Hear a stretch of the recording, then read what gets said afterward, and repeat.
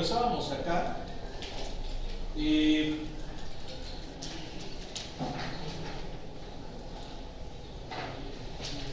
¿sí acabamos el ejercicio, el último? ¿Sí lo cumplimos?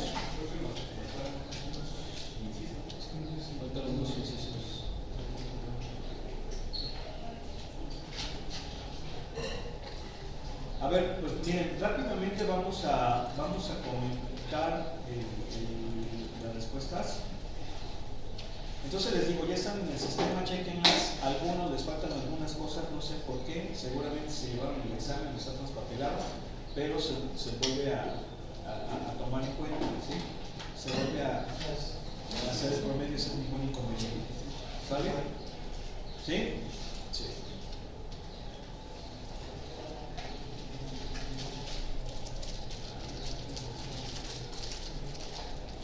A ver, díganme por favor la respuesta del ejercicio. ¿Cómo era?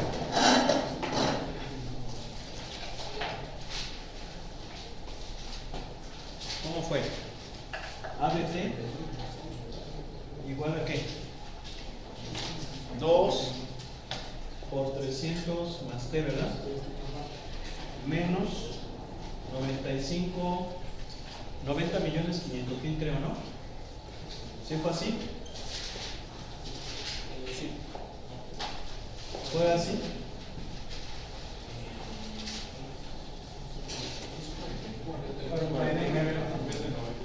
$49.500.000. Bien. Esa es la respuesta de ¿cuál? Del inciso B, ¿verdad? Luego, a ver rápidamente, porque no. Esa es la ecuación diferencial para esa situación. Bien, no hemos resuelto la C, ¿verdad? Sí, la C sí la resolvimos. ¿Cómo quedó la ecuación? ¿Qué es lo que les estoy preguntando, ingenieros? A ver, A de T igual a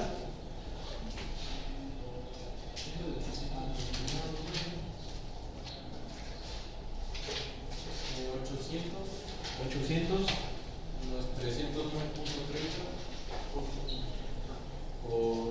a menos 3,400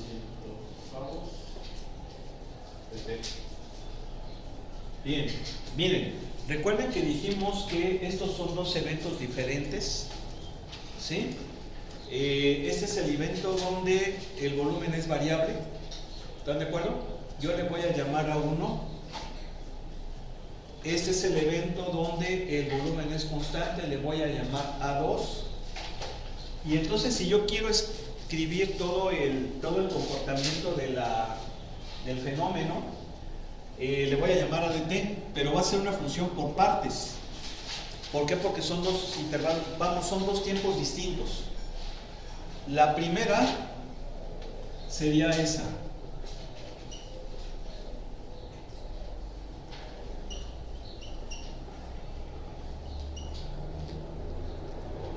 ¿Y este es para qué? Para un tiempo de 0 a 100. ¿Están de acuerdo? ¿Sí o no? Bien. Y la siguiente es esta. 800 menos 309.30 e a la menos 3/400avos, pero le voy a poner t menos 100. Ahorita les explico por qué. Y este es para t mayor de 100. ¿Por qué la tengo que poner así? Porque recuerden que esto lo analizamos iniciando 100 minutos en 0, ¿verdad? Entonces, por ejemplo, fíjense, lo podemos incluso checar así bien rápidamente. ¿Están de acuerdo que tiene que ser continua, verdad, la solución? ¿Sí se acuerdan? Sí. Bien. Entonces, esta función es continua excepto en menos 300, porque hay división entre 0. Esta es continua en todos los reales. Donde probablemente se dé la discontinuidad es donde cambia. Y si se acuerdan que hicimos un ejemplito de estos en la primera unidad, ¿verdad? Que teníamos que, es que tiene que embonar y entonces tiene que ser continua y aquí es con el límite y aquí sí evaluamos. ¿Sí se acuerdan, verdad? Que hicimos eso. Bien, entonces fíjense, vamos a evaluar esta parte en 100. Si yo evalúo esta parte en 100, me va a dar, fíjense, anótenlo por favor, 800, porque sería 400 por 2, 800 menos 49.500.000 entre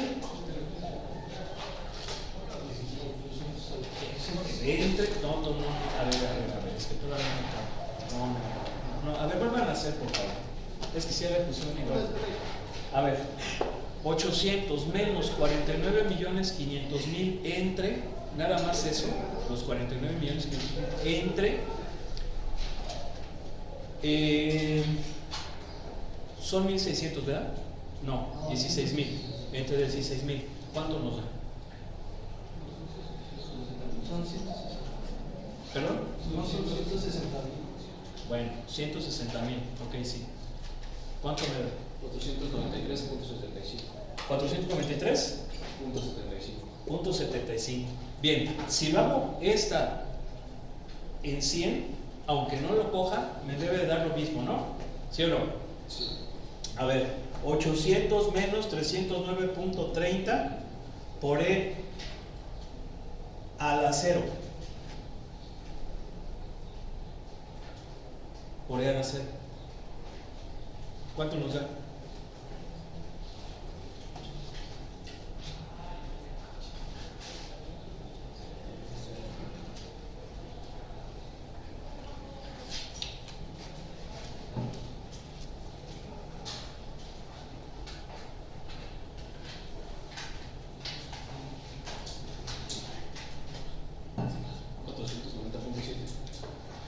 ¿490.7?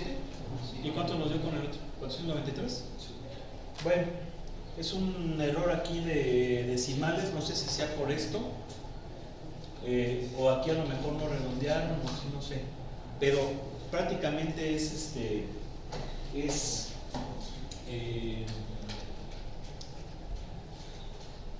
consistente pues el paso, ¿sí se entiende? Si nosotros nos vamos a la solución, a la respuesta, creo que sí la checamos el día de ayer, ¿verdad? Sí. A ver, déjenme abrirla, vamos a checarla.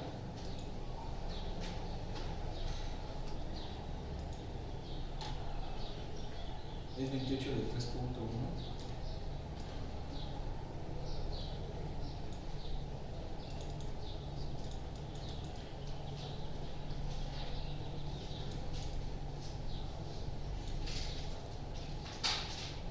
Miren, 490.62. A ver, con 100 en la de arriba, ¿cuánto da? Debe dar más cercano, chavos. Es que 3 libras. Sí, da eso. Sí, pues es que tiene que dar lo mismo. Sí, chequenlo, o sea, da lo mismo, ¿no? No es 493, no sé, ahí algún detalle. ¿Sí están de acuerdo? Bien. Entonces, fíjense cómo estamos poniendo la respuesta como una función por partes. El libro la pone así, ¿sale? La pone directa. A mí se me hace pues más bonita esta, digo, claro, son dos caminos diferentes de hacer la misma cosa, no hay ningún problema, ¿sale? Y aquí está la gráfica. Esta gráfica hay que hacerla con un software. Vamos a ver más adelante cómo hacer gráficas de funciones por partes. Ahorita vamos a dejarlo así pendiente, ¿sí? Para que continuemos con el siguiente tema, ¿ok? ¿Sí? Pero nos hacen falta algunas cosas todavía. Nos hace falta, por ejemplo, fíjense, entonces, ¿están de acuerdo que 150 minutos no va con la de abajo, verdad? A ver, saquen, vamos a sacarla, ADT, pero son 150, entonces va a ser ¿quién? 800 menos 309.30 E a la, va a ser 150 menos 100, que serían 50 por 3 menos 150, 400avos, ¿sale? ¿Sí?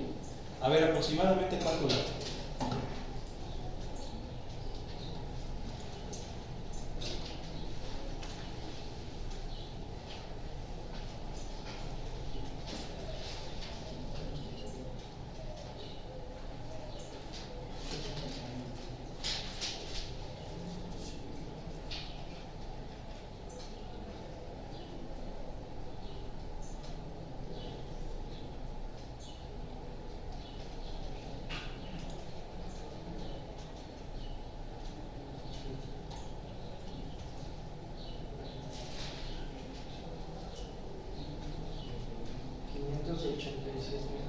Fíjate, aquí está la respuesta con el método de libro, ya se fijaron, 587, prácticamente lo mismo. ¿Sí están de acuerdo?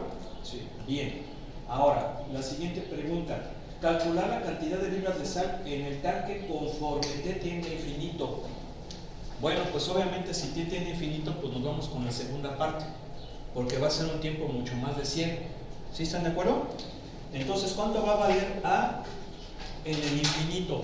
O sea, después de mucho.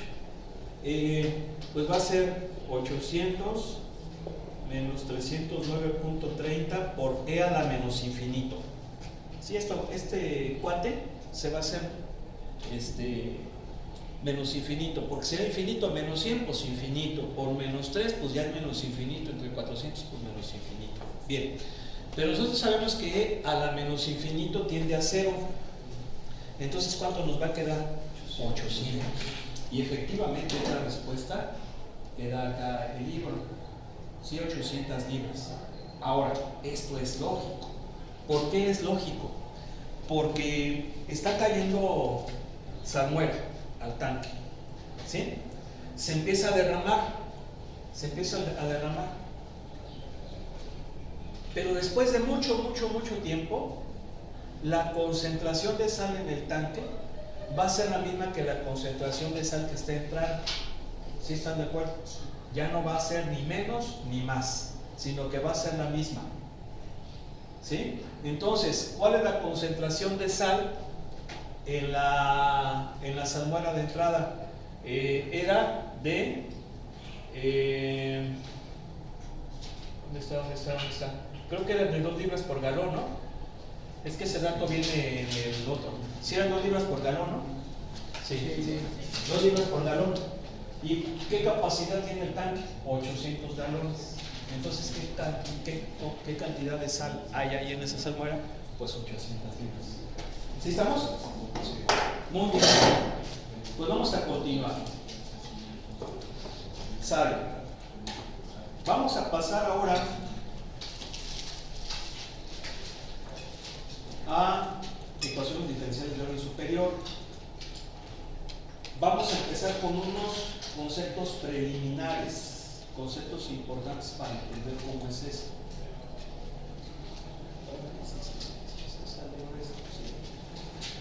Muy bien. Entonces, ¿cómo es esto de los ecuaciones diferenciales de orden superior y sus conceptos preliminares? Bueno, primero vamos a empezar con esto que son problemas de valor inicial o problemas de valores iniciales, que ya los conocemos porque ya los hemos utilizado. Vean, aquí está un problema de valor inicial, pero tenemos fíjense bien, resolver esta ecuación diferencial. Esta ecuación diferencial es lineal, es de orden n, es de coeficientes variables y es no homogénea. ¿Sabe? Entonces es una ecuación diferencial lineal, coeficientes variables, no homogénea. Si yo resuelvo esa ecuación diferencial, me va a dar una familia n paramétrica de soluciones. Esto ya también lo comentamos. Hemos estado resolviendo puras ecuaciones diferenciales de primer orden, donde la solución general es una familia monoparamétrica de soluciones, es decir, hay una sola constante. Y basta una condición inicial o una condición en la frontera para poder resolverla. En este caso, como es una de orden n, ya comentamos, existe una relación entre el orden y la cantidad de constantes que va a tener la solución, que esas constantes a fin de cuentas se llaman parámetros. ¿Sí? Entonces va a ser una familia n paramétrica de soluciones. Y para encontrar una solución particular necesito n condiciones, n datos, que al sustituirlos me permitan resolver un sistema para encontrar los valores de esas constantes, que de hecho es lo que hemos estado haciendo. Sustituíamos la condición inicial, como es una y una ecuación, pues Despejábamos bien fácil, pum, pum, sacábamos la constante y ya teníamos la solución particular. Aquí pues va a ser un sistema de ecuaciones. ¿Sí estamos? Bien. Entonces, ese es un problema de valor inicial. Ahora, aquí hay unos conceptos importantes, teoremas de hecho, que es, existencia de una solución única. Y dice, sean las A de X desde la N hasta la 0 y G de X continuas en un intervalo Y. ¿Quiénes son estas? Pues son funciones de X. Son los coeficientes variables y la función que en ocasiones se le conoce como función de entrada, que es la que es igual a la ecuación diferencial. Tiene que ser función de X. Y A, subíndice N de X debe ser diferente de 0. Este coeficiente variable es muy importante, se le conoce como coeficiente principal de la ecuación diferencial. Y ese mono ha sido tan importante porque cuando analizamos las ecuaciones del primer orden dijimos que había que ponerlas en forma estándar, entonces teníamos que hacerlo 1. ¿Se acuerdan? Sobre todo cuando eran lineales. Para resolver las lineales tenía que ser 1, ¿sí o no? El coeficiente principal. Es lógico que ese cuate no puede valer 0, porque si es 0, pues entonces no va a ser una ecuación diferencial de orden n, porque es la que lo multiplica a la derivada. ¿Sí? Entonces dice, si x igual a x0 en cualquier punto en ese intervalo, entonces existe una solución al problema de valor inicial y esa solución es única. Es decir, no puede haber, o sea, una ecuación diferencial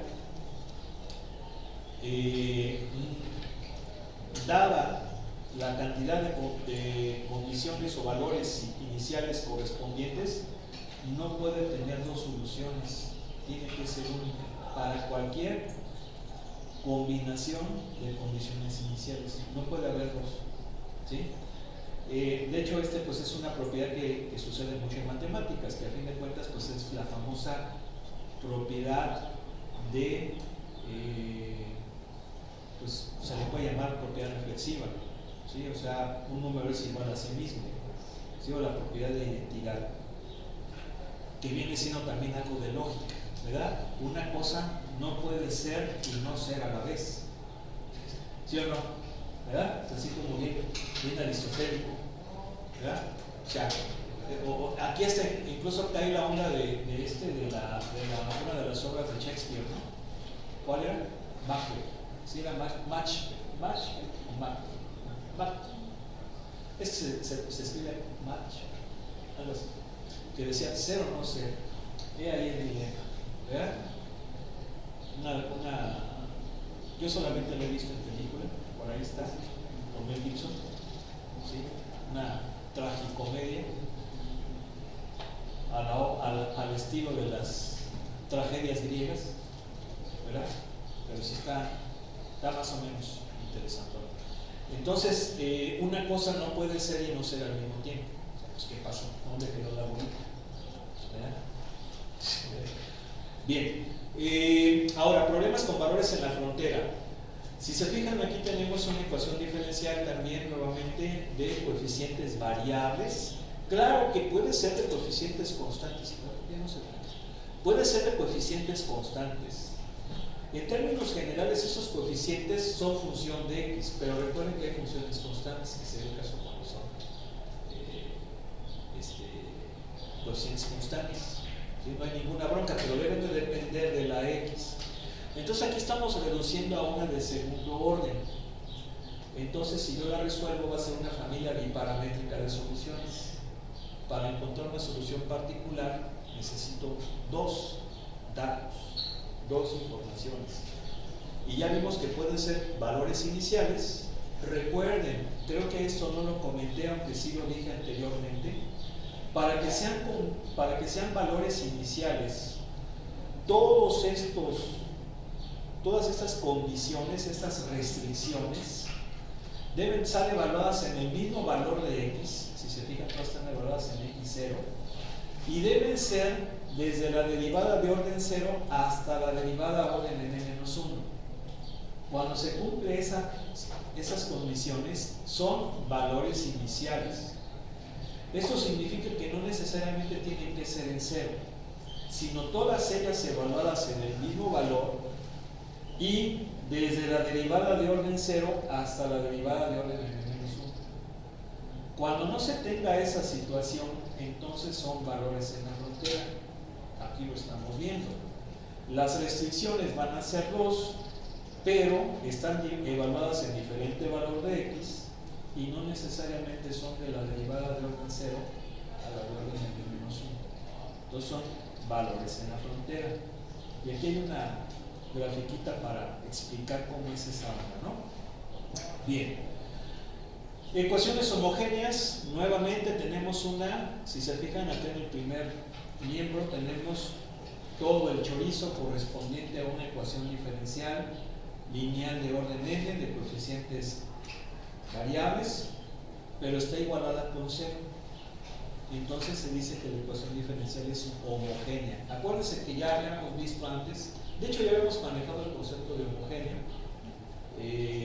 cuando vimos la primera parte, ¿sí? La clasificación de sus conceptos.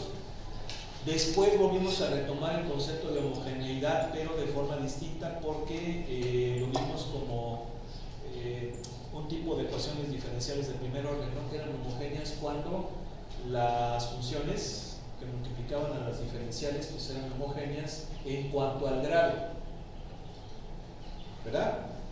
En cuanto al grado, no en cuanto al orden. ¿Se acuerdan, no? Hicieron igual, pues eran homogéneas y eso nos daba un método de solución, ¿verdad? ¿No tiene calor? ¿Ingeniero? ¿Haciendo calor? Yo les dije que se trataran de ¿no se fija? Todo eso les insisto. Al fin y al cabo lo voy a ver yo. Cada verano va a ser más calor y la voy a llevar ahí. ¿Por qué no lo trajiste, ingeniero? ¿Yo? Si tú eres el único que apoquina. Pues es que les gusta, o sea, a ver, ¿está bien que no se peguen el ventilador?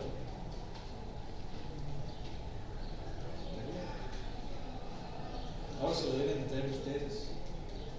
O van a dejar que una compañera se los traiga. Bueno, entonces esta es una ecuación diferencial homogénea. Cuando no está igualada con 0, se llama no homogénea. Esto es importante porque cuando ustedes estudiaron esto en álgebra lineal, pues vieron sistemas de ecuaciones lineales. Y hay sistemas homogéneos y no homogéneos. ¿Cuáles son los homogéneos? ¿Cuáles son los sistemas homogéneos? De sistemas lineales homogéneos. ¿Cuáles son? Los que tienen todas las ecuaciones igualadas a 0. Las que tienen todas las ecuaciones igualadas con 0. O sea, en el primer miembro ponemos todo el chorizo de las variables y el término independiente 0. ¿Sí? Y las no homogéneas, pues es cuando no todas son 0. Ahora, ustedes vieron que la solución de cualquier sistema lineal tiene esta forma. ¿Sí o no? La solución general es la suma de una solución particular que corresponde al sistema no homogéneo más una solución que corresponde al sistema homogéneo asociado al no homogéneo. Es decir, todo sistema no homogéneo tiene asociado un sistema homogéneo, que es cuando todos los términos independientes los hace 0. ¿Sí? Incluso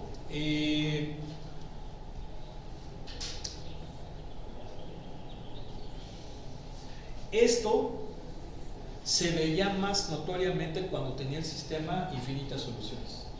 Ahí sí era más fácil visualizar esto. ¿Por qué? Porque era una solución parametrizada donde iba a haber números constantes. Y esas cantidades constantes, por ejemplo, vamos a suponer que esta sea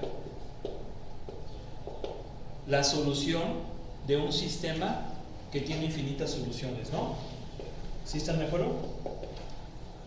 Era una cosa como estas, ¿verdad? Sí.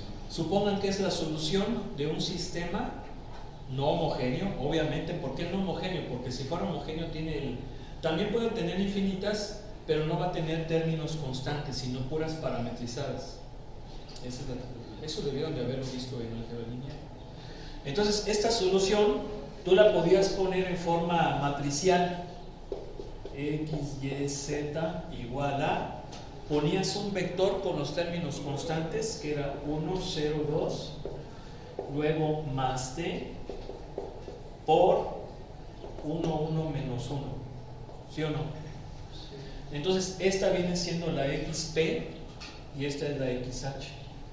¿Por qué? Porque como tiene infinitas soluciones, el sistema homogéneo también tiene infinitas y es la que corresponde a las parametrizadas. Entonces eso debiste de haberlo visto. Eso se va a seguir aplicando aquí, nada más que ahora estamos hablando de ecuaciones diferenciales, no de sistemas de ecuaciones lineales. Y vamos a ver también algunas otras notaciones importantes que nos van a permitir pues plantear de forma más simplificada las ecuaciones que vamos a resolver. Y aquí vamos a ver esto del operador diferencial. Nosotros hemos utilizado los diferentes capítulos o clases del curso, hemos utilizado tanto la notación de Leibniz como la notación de Lagrange o de las primas. Sí, prácticamente son las que hemos usado. Por ahí creo que se usó la de Newton en su momento. Nada más. Bien, pues hay otra notación que es la notación de las D, de tal manera que la primera derivada con la notación D, pues la pongo simplemente como dy.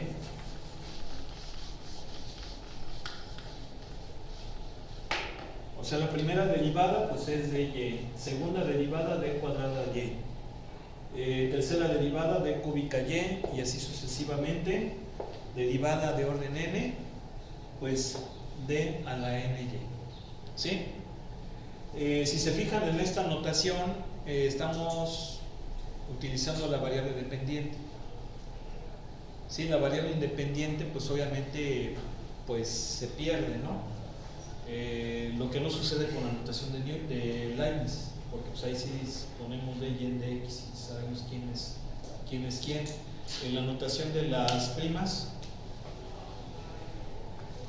adelante por favor. Abejita. ¿Sí es una abejita? ¿No otra vez me picó una abejita? Bueno, me han picado abejitas en las partes que menos se imaginan. Una me picó en la punta de la lengua, una de ellas, porque fui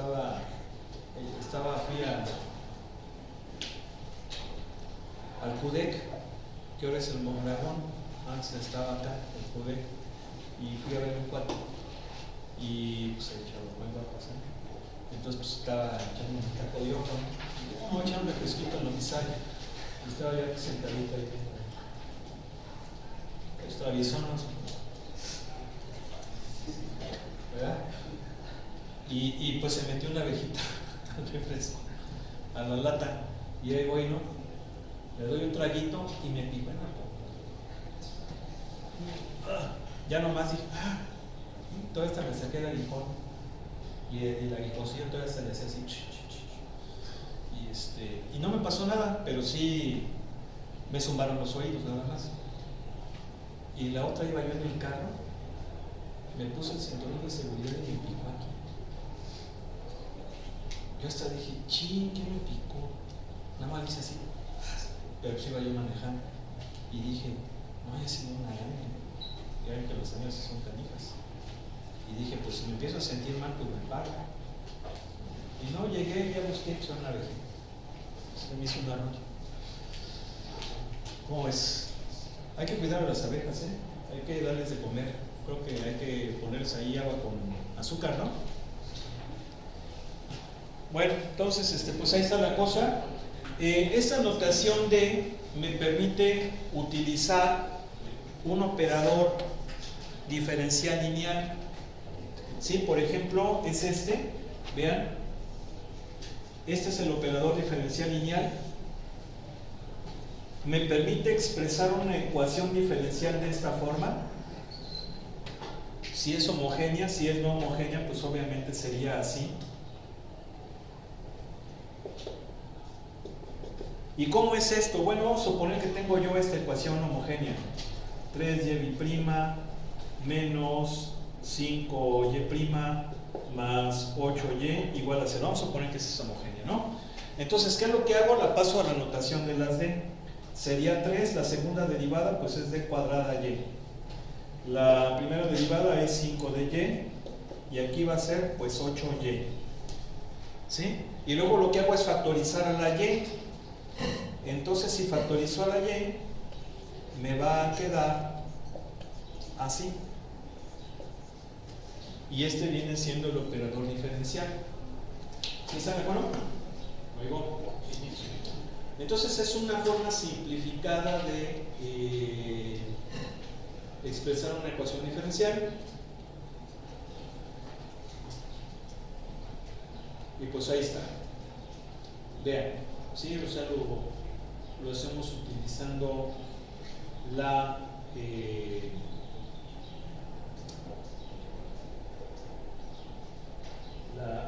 expresión polinomial. Y luego viene el principio de superposición. El principio de superposición fue el que les puse, que la solución de un sistema siempre es la solución del sistema homogéneo más la solución del sistema no homogéneo. Nos da la solución general. Entonces aquí va a ser exactamente lo mismo. Vamos a ver que la solución de una ecuación diferencial es la solución de la homogénea asociada a la no homogénea más una solución particular. Eso lo vamos a checar cuando veamos ejercicios. Primero estamos revisando pues conceptos. Y luego viene este teorema que también es bastante importante, que es bueno, es el principio de superposición. Vamos a leerlo. Dice: sean desde la y1 hasta yk soluciones de una ecuación homogénea de enésimo orden en un intervalo i. Entonces la combinación lineal, donde las c son constantes arbitrarias, también va a ser solución del intervalo. Es decir, la suma de múltiplos constantes de esas soluciones también va a ser solución. Y eso no es otra cosa más que el principio de superposición, y que está muy relacionado con álgebra lineal. De hecho, el álgebra lineal es central. O sea, se fijan en esta materia de ecuaciones diferenciales. Yo no considero que sea la más difícil de las matemáticas que se llevan. Sí, yo tal vez le dé ese lugar al de cálculo vectorial, tal vez. Pero sí es cierto que ecuaciones diferenciales pues vienen siendo la cúpula de todas las mates que llevas, porque pues, estás viendo derivadas, cálculo diferencial, el integral que pues tienes que saberlo, algo de vectorial, pero también de álgebra lineal. Y si ustedes recuerdan, en álgebra lineal vieron el concepto de espacio, ¿sí? Espacio vectorial. Y ustedes vieron que un espacio vectorial, una de sus características es que la famosa propiedad de cerradura, incluso, es decir, es la propiedad de cerradura, pero también vieron que todo espacio vectorial tiene una base, y esa base es una suma de múltiplos constantes toda solución, todo elemento de ese espacio vectorial se puede expresar como una combinación lineal de la base. Entonces las soluciones van a ser la base del espacio solución de la ecuación diferencial. Por eso es que es una suma de múltiplos constantes, que a fin de cuentas es una combinación lineal. Aquí lo dice. Entonces la combinación lineal es una suma de múltiplos constantes. Ahora, también vieron que este concepto de dependencia e independencia lineal es fundamental en espacios vectoriales. Por ejemplo, para que un conjunto de vectores sea linealmente dependiente, una característica es que uno sea múltiplo escalar del otro si estamos hablando de dos. ¿Sí? Si estamos hablando de dos de ellos. Si estamos hablando de tres, es que uno se puede expresar como una combinación lineal de los otros dos. ¿Sí? Pero en términos generales, ustedes recordarán que eso tiene que ver con la matriz solución del sistema, cuando puedes plantear cualquier solución de ese espacio, y si tienes solución única, entonces pues sí va a ser base. Entonces, eso, y obviamente al ser base, pues es linealmente independiente. Pero aquí hay un corolario. Recuerden que un corolario es una observación de un teorema, y dice, un múltiplo constante y igual a C1, Y1 de una solución Y1, de una ecuación diferencial lineal homogénea, también es solución. Porque es un múltiplo constante. Luego dice, una ecuación diferencial lineal homogénea tiene siempre la solución trivial. Eso también lo vieron en álgebra lineal, cuando vieron sistemas homogéneos. Pues de hecho, solamente la única solución va a ser la trivial. Y aquí está lo que les comentaba, el concepto de dependencia e independencia lineal. Un conjunto de vectores es linealmente dependiente si el cero se puede expresar como una combinación lineal de ellos. Bueno, al expresar el cero, al expresar el cero como una combinación lineal de ellos, ese sistema tiene por solución la única, perdón, no toda cero. Me da que tiene infinitas soluciones, o sea, no todas son cero. Ese va a ser linealmente dependiente. Si esta ecuación de suma de múltiplos constantes nos da por resultado que tenga la solución única, entonces va a ser linealmente independiente. ¿Sí? Y ese concepto de dependencia e independencia lineal es fundamental. Sabemos que dos vectores, como ya lo comentamos, son linealmente dependientes si uno es múltiplo escalar del otro. Y si uno es múltiplo escalar del otro, entonces son colineales. Obviamente, si no son múltiplos escalares, no son linealmente dependientes, serán independientes y por lo tanto no son múltiplos escalares.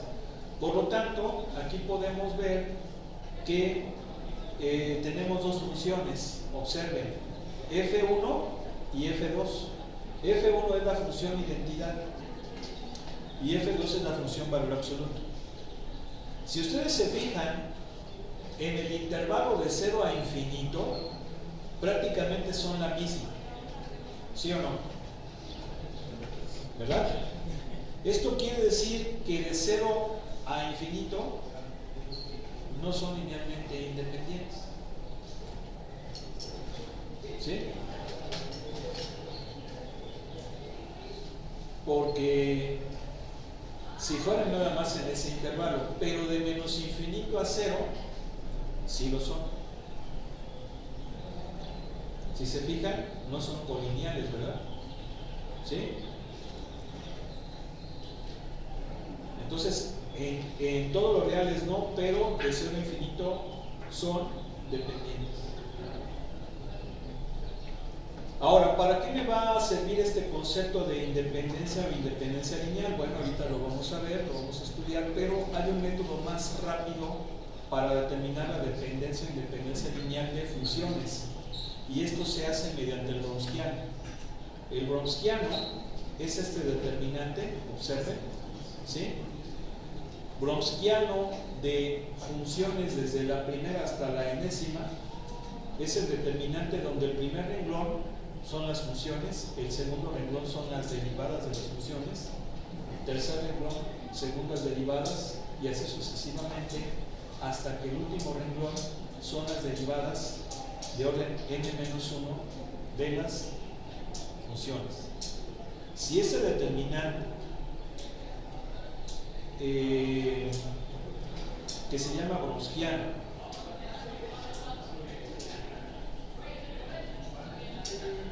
si este Brownskiano es diferente de 0, entonces son linealmente independientes. si son iguales a 0, si es igual a 0, van a ser linealmente dependientes. Aquí lo dice. Sean y1, y2 hasta yn soluciones de una ecuación diferencial lineal homogénea de decimores del intervalo i. El conjunto de soluciones es linealmente independiente en i, si, solo si el gaussiano es diferente de 0 para toda x del intervalo. ¿Sí? Bien, viene otro concepto muy importante que vamos a estar utilizando. Dice, cualquier conjunto de n soluciones linealmente independientes de una ecuación diferencial lineal homogénea de orden n en un intervalo se llama conjunto fundamental de soluciones en dicho intervalo. Conjunto fundamental. ¿Sí? Ahora, ese conjunto fundamental para cualquier ecuación diferencial va a ser único en dicho intervalo, es lo que dice también este teorema. Luego viene la solución general. Dice, si yo tengo n soluciones que constituyen un conjunto fundamental de soluciones de una ecuación diferencial lineal de orden n homogénea en el intervalo i, entonces la solución general va a ser la combinación lineal de ese conjunto solución, es decir, la suma de múltiplos escalares de dichas soluciones. ¿Sí? ¿Qué es lo que hemos estado viendo? De hecho, hemos estado sacando la solución general. Y bueno, ahí está una demostración. Y luego vienen las no homogéneas, que esto está más interesante ahora. A ver. ¿Qué es lo que hemos estado viendo? Bueno, que toda ecuación diferencial lineal no homogénea tiene asociada una homogénea. ¿Sí? Ahora, la solución de una ecuación diferencial homogénea se llama solución general, que va a ser la combinación lineal del conjunto solución de la ecuación diferencial homogénea. Pero una que no es no homogénea, pues tiene asociada a ella. Y la solución general de esa no homogénea va a ser la solución de la homogénea, que es la combinación del conjunto fundamental, más una solución particular, como lo estamos viendo aquí.